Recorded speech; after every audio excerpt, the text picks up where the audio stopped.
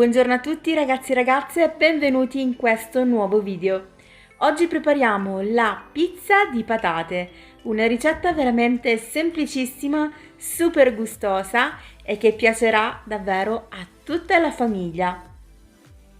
Per realizzarla avremo bisogno di 2 kg di patate.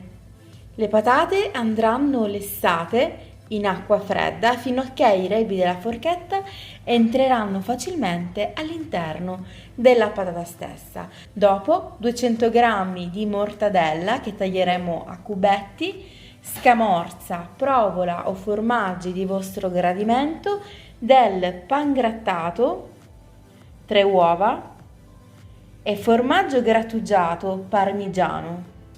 Naturalmente un po' di sale e dell'olio extravergine d'oliva.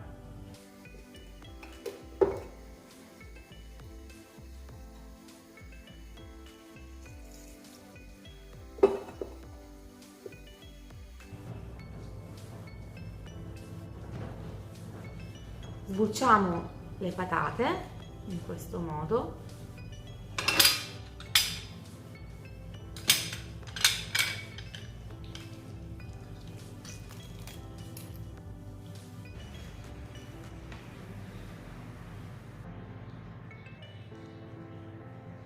Tagliamo adesso la mortadella a cubetti.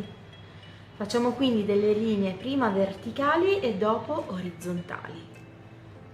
In questo modo, in un minutino, avremo i nostri cubetti pronti.